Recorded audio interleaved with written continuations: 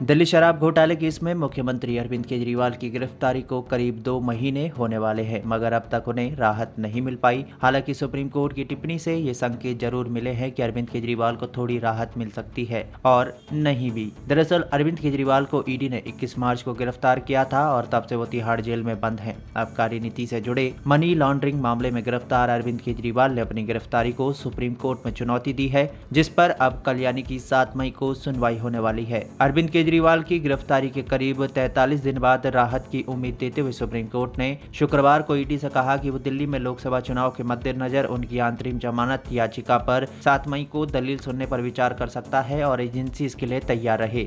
हालांकि अरविंद केजरीवाल की याचिका पर जब सुप्रीम कोर्ट में सुनवाई हो रही थी तभी अचानक संजय सिंह का नाम भी लिया गया। अगर सुप्रीम कोर्ट गंभीरता दिखाता है तो फिर संजय सिंह की भी मुसीबतें अब बढ़ती नजर आ सकती हैं। दरअसल सुप्रीम कोर्ट में जस्टिस संजीव खन्ना और जस्टिस दीपांकर दत्ता की पीठ ने ईडी की ओर से पेश अतिरिक्त सॉलिसिटर जनरल एसबी राजू से शुक्रवार के दिन सुनवाई के दौरान कहा कि गिरफ्तारी के खिलाफ अरविंद केजरीवाल की याचिका पर सुनवाई में समय लगने की संभावना है और इसलिए अदालत उन्हें अंतरिम जमानत देने पर जांच एजेंसी का पक्ष सुनने पर विचार कर रही है। दरअसल एएसजी राजू ने पीठ से कहा, ऐसा लगता है कि हम आज सुनवाई पूरी नहीं कर सकते, हम मंगलवार सुबह इसे देखेंगे। अगर इसमें समय लगता है तो हम चुनाव की वजह से अंतरिम जमानत के सवाल पर विचार करेंगे। इसके बाद एएसजी राजू ने कहा कि वो अरविंद केजरीवाल को अंतरिम जमानत दिए जाने का विरोध करेगी। उन्होंने भरी अदालत में दिल्ली शराब घोटाले मामले में पिछले महीने आम आदमी पार्टी के नेता संजय सिंह का नाम लिया और उन्हें जमानत मिलने के बाद उनके द्वारा दिए गए बयानों की ओर इशारा भी किया। दरअसल एएसजी राजू ने कहा कि जज साहब कृपया देखिए कि वो किस तरह के बयान दे रहे हैं। इस पर पीठ ने कहा कि वो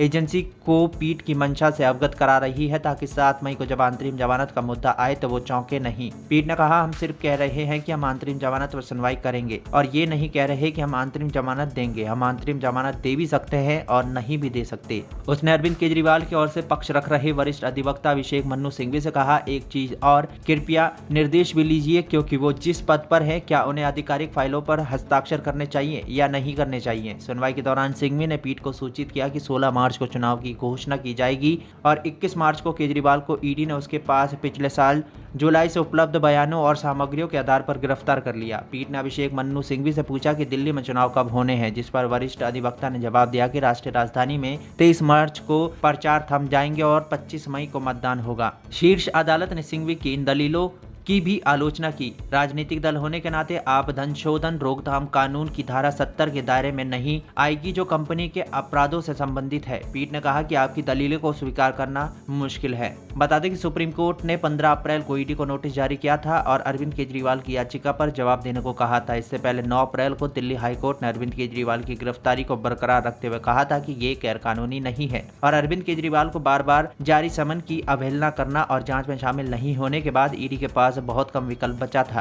अरविंद केजरीवाल को ईडी ने 21 मार्च को गिरफ्तार किया था और तब से वो न्यायिक हिरासत के तहत तिहाड़ जेल में बंद हैं। दिल्ली शराब घोटाले में मनीष सिसोदिया भी जेल में बंद है, जबकि संजय सिंह जमानत पर बाहर है। अब कहीं ना कहीं कोर्ट में एक बार फिर से संजय सिंह का नाम आने के बाद अब संजय सिंह पर एक बार फिर से गिरफ्तारी की तलवार लटकती हुई नजर आ रही है। वैसे आपकी क्या राय है, हमारे कमेंट बॉक्स में जरूर बताएं।